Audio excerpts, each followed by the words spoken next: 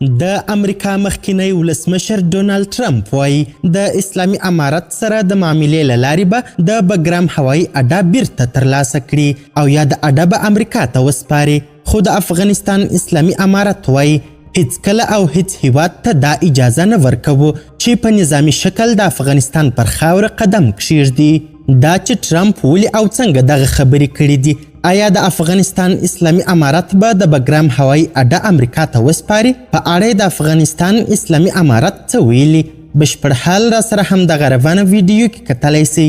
سلامونه قدرمنو لیدونکو، مشال پریس یوټیوب چینل ته مو هرکلی کوم.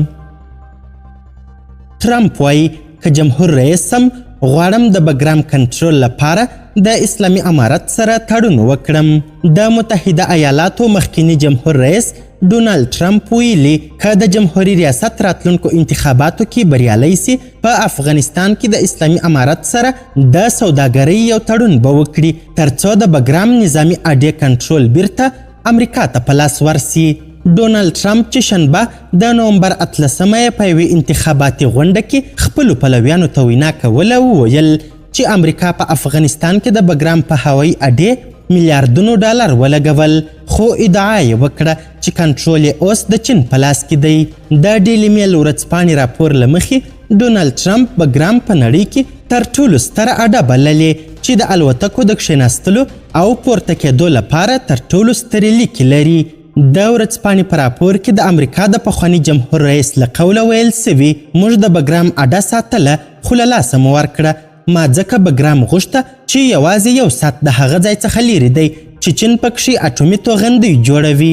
د امریکا په مشرۍ ناټو ځواکونه د بګرام نظامي اډه د تیر جمهوري نظام ځواکونو ته سپارلې، خو د 2021 کال د اګست په میاشت کې چې د افغانستان اسلامي امارت واک ته ورسید، دا اډه د افغانستان اسلامي امارت لاس ته ورغله. امریکا او د افغانستان مخکینی حکومت په دې اډې کې یو شمېر بندیان ساتل چې د طالبانو او نورو ډلو سره د لاس لرلو شک پرې و. د امریکا پخواني رئیس جمهور ډونالد ټرمپ ویلي ولې مو هغه یعنې د بګرام اډه د لاسه ورکړه؟ څو کاله وړاندې پرې میلیاردونه ډالر مصرف سوي وو. موږ د افغانستان لپاره ورته اړتیا نه درلوده، خو هغه ځای ته بیخي نږدې وه چې چین پکې توغندۍ جوړوي. ډونالد ټرمپ په خپلو خبرو کې پرته له دې چې کوم ثبوت یا شواهد وړاندې کړي ادعا وکړه چې د بګرام نظامي اډې کنټرول اوس د چین په لاس کې دی. هغه په دې هکله وویل تاسې پوهیږئ هغه یعنې بګرام اوس چا قبضه کړی؟ چین قبضه کړی. دا خلک یعنې امریکایي چارواکي څومره احمق دي، دا ډیره خواشینونکې ده. خو د امریکا د راتګ په غبرګون کې د افغانستان اسلامي امارت مخکې له مخکې خپلو هیوادوالو ته دا ډاډ ورکړی چې هیڅکله به کوم بهرني هیواد ته اجازه ورنه کړي چې په افغانستان کې نظامي حضور ولري، هغه که امریکا وي که کوم بل ملک. یوه لویشت خاوره به هم د کوم بهرني هیواد په واک کې ورنه کړي.